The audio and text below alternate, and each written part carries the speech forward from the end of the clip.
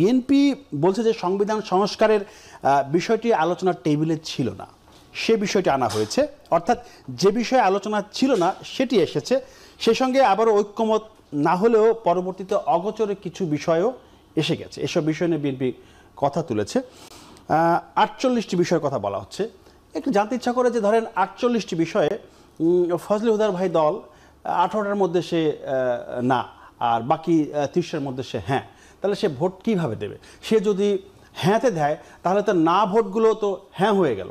এই যে জটিলতা তৈরি হলো এতদিন পরে, আলোচনার পরে, এই জটিলতা কেন তৈরি হলো? না, বিষয়টা তো এরকম না। ইনফ্যাক্ট আপনি যখন ফেব্রুয়ারি থেকে শুরু করে আচ্ছা সেপ্টেম্বর অক্টোবর পর্যন্ত আপনারা উনি একটা নোট অফ ডিসেন্ট দিছে, উনি একটা নোট অফ ডিসেন্ট দিছে, কিছুটা একমত হয়েছে। তার মানে কি পক্ষে বিপক্ষে আছে, ডিভিশন ওখানে আছে। তার মানে ঐক্যমত তো হয় নাই। হয় নাই যেহেতু ঐক্যমত, সেই কারণে আসছে গণভোটের প্রশ্ন। যদি তার ঐক্যমত আইসে যাইত তাহলে তার কোনো গণভোটের প্রশ্ন ছিল না। বিষয়টা কি পরিষ্কার হয়েছে? হ্যাঁ, যদি সবাই ঐক্যমত হয়ে যেত যে এখানে যা যা প্রস্তাব দিচ্ছে আমরা সব মেনে নিলাম, তা তো হয়েই গেল। কেন হয়ে যাবে? কেন হয়ে যাবে? জনগণের রায় কোথায়?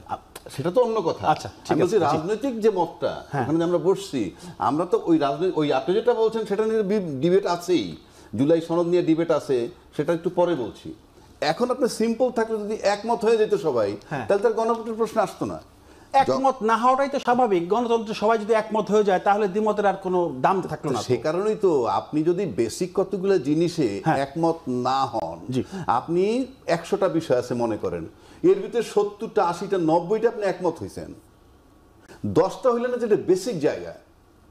আমরা কিন্তু সংবিধান নিয়ে আলোচনা করছি না, আমরা আলোচনা করছি এইটা। তো ভাইটাল কতগুলো জায়গায় যদি আপনি একমত না হন তাহলে তো কিছুই হলো না। কতগুলো ভাইটাল জায়গা আছে যে কোনো জিনিসের, কতগুলো মূল, যেমন একটা বিল্ডিংয়ে 150, 200, 300 বিম থাকে, তার ভিতরে 20টা 25টা লোড বিয়ারিং বিম থাকে, যেটা পুরো বিল্ডিংয়ের লোডটা নেয়। এই লোড বিয়ারিং বিম যদি ভালো না হয় পুরো বিল্ডিংই ভালো হবে না। সুতরাং আপনি ওই যে আমরা এতদিন শুনছি এইটা একমত হয়েছেন, ওইটা একমত হয়েছেন, তার 84, এর মধ্যে 60টা হয়েছি, এখন মনে হয় যেটা বোল্ডশিট, বেসিক জায়গায় কিছু হয় নাই। এখন যেহেতু আপনি গণভোটে যাবেন, সিম্পল প্রশ্ন কিন্তু জুলাই সনদ বাস্তবায়নের বিষয়। সুতরাং এখানে হ্যাঁ বা না, এখানে ওগুলার থাকবে নোট অফ ডিসেন্ট। আপনি কি 84টায় জনগণ ভোট দিবে? ওই হ্যাঁ দিছে, এটা আমি না দিলাম, এটা হয় না। এই জন্য গণভোটে যাইতেছে হ্যাঁ বা না। এখন যদি হ্যাঁ বা না হইলে ধরে নেন আপনি জুলাই বাস্তবায়ন যে আইনটা, মানে কি সরি বাস্তবায়ন সনদ বাস্তবায়ন, ভিতরে লেখা আছে কিন্তু সংবিধান সংস্কার 2025। তার মানে হচ্ছে এইটা যদি আপনি পাশ করান, এটা পাশ করার পর সেকেন্ড ধাপ আসবে এইটার আলোকে নির্বাচন।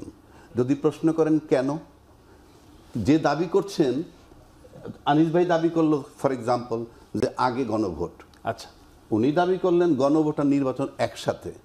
আগে কি তাহলে গণভোট আগে? হ্যাঁ, জাতীয় নির্বাচন আগে না গণভোট আগে হবে? সেটাই তো, এটা জামাত দাবি করতেছে নভেম্বরে, হ্যাঁ তারা দাবি করছে, বিএনপি চাচ্ছে একই দিনে। আমি তো সেটাই বলছি, আমি তাদের নাই, যে যার মতো চাইবে, কিন্তু দুইটা যদি একসাথে চান একই দিনে, নির্বাচন করতেছেন কোন আইনে? নির্বাচনটা হচ্ছে কোন আইনে সেটা তো বলতে হবে, কারণ এর আগে তো তফসিল দিতে হবে। তো তফসিলে তো বলতে হবে আমি সংবিধানের অত অনুচ্ছেদ মোতাবেক নির্বাচন তফসিল ঘোষণা করছি। এই যে অনুচ্ছেদ, কোনটার অনুচ্ছেদ নেবেন আপনি? আপনি বলতে হবে তো কোন সংবিধানের কোন অনুচ্ছেদ। যদি বলেন যে এক্সিস্টিং যে সংবিধান আছে তার অনুচ্ছেদ মোতাবেক আপনি দেন, তাহলে সেই সংবিধানে তো বলা আছে সংসদ ভেঙে যাওয়ার 90 দিনের মধ্যে নির্বাচন। কিন্তু এখন তো বিশেষ পরিস্থিতির কারণে সেটা হয় নাই। বিশেষ বলতেছি আমি, বিশেষ পরিস্থিতির কারণে হয় নাই। তাহলে আপনি যদি ওই সংবিধানের দোহাই দেন, ওই সংবিধানে কি বলা আছে যে বিশেষ পরিস্থিতি থাকলে যখন মন চায় তখন করবেন? বিশেষটা বলা নাই, কিন্তু কি করণীয় আমি বলতেছি বিশেষ পরিস্থিতির কারণে আরো 90 দিনের কথা বলা আছে, তাহলে 180 দিন।